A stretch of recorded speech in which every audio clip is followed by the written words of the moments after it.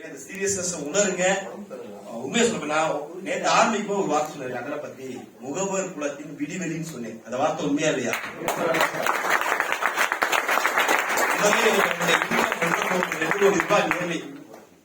அவெல்லாம் நீங்க பேசுன்ற இதே தேவையில்லை சார். தமிழ்ல பிஸியா இருக்கேமா, எனக்கு உடம்பு இல்லமா, நான் அப்படி தாடி வளர்த்துட்டு இருக்கேமா, சேவ் பண்ணலாமா, என்ன காரணம் சொல்லாமல. ஏன் அவன் ஏங்குறாரு? கிருஷ்ணகுமார் சொல்லலாம், பர்பஸ். ஒவ்வொருத்தருடைய லைஃப்லயும் ஒவ்வொரு பர்பஸ் இருக்கு. எவ்வளவு சித்தர்கள் வந்தாங்க, எவ்வளவு சாமியார்கள் இருக்காங்க, எல்லாருமே எதுக்கு இருக்காங்க? எல்லாரும் ஏதோ ஒரு பர்பஸ, அவங்களுடைய நோக்கத்தை இந்த சொசைட்டிக்கு கொடுத்து போயிட்டே இருக்காங்க. அது கொடுக்கட்டும், அது கொடுக்கட்டும். பைத்து சொன்னாரு இல்லையா, அந்த ஓனாய் கொடுக்குன்ற மாதிரி அங்க உட்கார்ந்து இருக்கல. கடவுள் என்ன சொன்னாரு? டேய், நான் உன்னை சிங்கமா படைச்சிருக்கேன், நீ இந்த சொசைட்டி கொடுத்துட்டு போன்னு சொல்லிருக்கேன், நீ என்ன பண்ற பிச்சைக்கார மாதிரி எவனா தருவான்னு கையேந்திக்கிட்டு இருக்கேன்னாரு. ஆனா பயிற்சி முடியுமா நல்லா முடிச்சாரு. என்ன நீங்க சிங்கமா இருக்கீங்க, நீங்க தான் மத்தவங்களுக்கு நம்ம தான் எல்லாத்துக்கும் கொடுத்துட்டு போவோம்னு நினைங்க. அவர் கொடுத்த எல்லாருடைய பங்களிப்பு நீங்க ஒரு விதை வச்சுட்டு போயிருக்க. அப்துல் கலாம் சொல்றோம், காந்தின்னு சொல்றோம், நேரு சொல்றோம், அவங்க பேர்லாம் சொல்றோமே, நாளைக்கு நம்ம பேர் சொல்ல வேணாமா? சொசைட்டிக்கு விட்டுட்டு போனான்னு பரவாயில்ல. அன்பன் ஏதாவது சொல்றாரு, அட்லீஸ்ட் உன் குடும்பத்துக்காக ஏதாவது விட்டுட்டு போ. அதுக்கு ஒரே தொழில், நீ என்ன தொழில போய் நீ மாங்கு உழைச்சாலும் பெருசா ரிவார்டிங் கிடைக்காது. அந்த தொழிலே நாளைக்கு கையில இருக்குமான்னு கேரண்டி கிடையாது. ஆனா கேட்பதை எல்லாம் அள்ளி தரக்கூடிய காமதேனு, கற்பக விருட்சம், அக்ஷய பாத்திரம், அதாவது அற்புத விளக்காகிய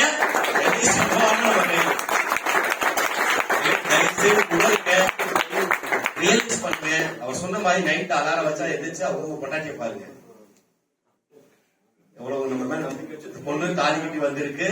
இந்த பிள்ளைங்க ரெண்டையும் நமக்காக பிறந்ததுங்க. இதோட ஃபியூச்சருக்கு என்ன பண்ண போறோம்? ரியலைஸ் பண்ணுங்க. நம்ம நம்பி வந்திருக்காங்க, அவங்களுக்கு நம்ம ஏன் பண்ணி கொடுக்கணும். அதுக்கு என்கிட்ட நல்ல தொழில் இருக்கு. தொழில் மூலம் வாய்ப்பு இல்லாம இருக்கா? இன்னைக்கு எவ்வளவு தொழில் இருக்கும், அந்த தொழிலுக்கான வாய்ப்பு இருக்குமா? ஆனா இன்னைக்கு வாய்ப்பும் நம்ம கையில இருக்கு. வாய்ப்பு இருக்கியா? ஆனா எனக்கு எப்படி போய் பேசணும், அந்த விஷயத்தை செய்யற எனக்கு எஜுகேட் பண்ண ஆள் இல்ல.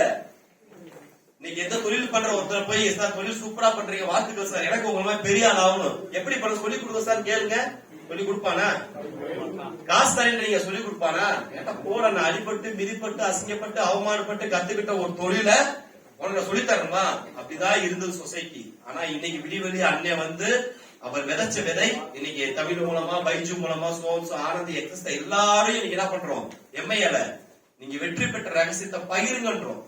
ஏதோ ஒரு விடிவெளி முளைச்சு இன்னைக்கு அங்க நிறைய நட்சத்திரங்கள் தெரியுது. ஒரு காலத்துல எல்லாம் இணையும் போது மிகப்பெரிய சூரியன் பண்ற பிரகாசம்.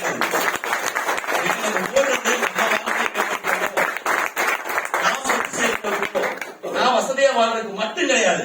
கலைஞர் சொல்ற டைலாக் தான், தடாகத்தில் உள்ள பாசியை உண்டு வாழ்கிறதே மீன். அது எதுக்கு வாழுது? அதுக்கு உணவு பாசிதான், மாற்று கருத்து இல்ல. ஆனா அது அந்த உணவு உண்றதுனாலதான் அந்த தண்ணி இன்னைக்கு எத்தனையோ மக்களுக்கு குடிநீரா பயன்படுது. நம்ம உண்ட இந்த கமிஷன் என்பது நமக்கு பாசி மாதிரி அக்செப்ட் பண்றேன். ஆனா நம்ம சொசைட்டிக்கு என்ன விட்டுட்டு போறோம்? ஒரு வளமான சொசைட்டிய, வளமான தேசத்தை, வளமான உலகத்தை ஒரு வெட்பட்ட பர்சனா இருக்காத. குடுக்கிற பர்சனாரு, பாலிசி குடுக்கிற பர்சனாரு.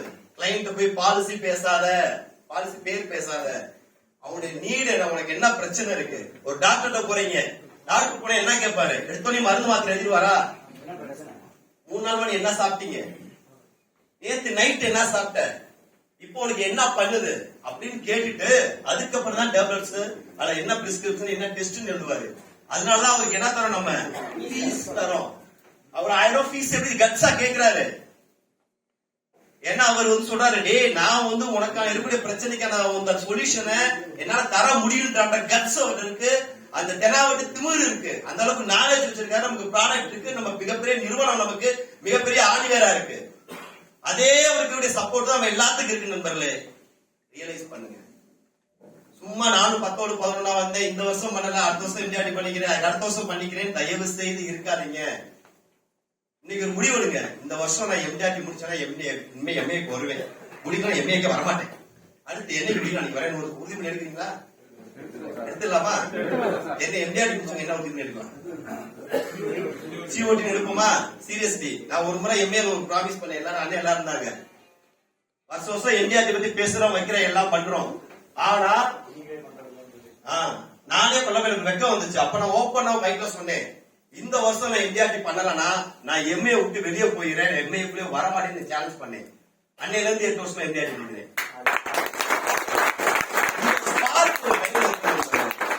எத்தனை பேர் வந்து இந்த மாதிரி பண்ணுவாங்க, பேசுவாங்க, உணர்ச்சிப்பட்டு அவர் அப்படியே ரத்தம் கொதிச்சு வந்து பேசுனா இருக்குது.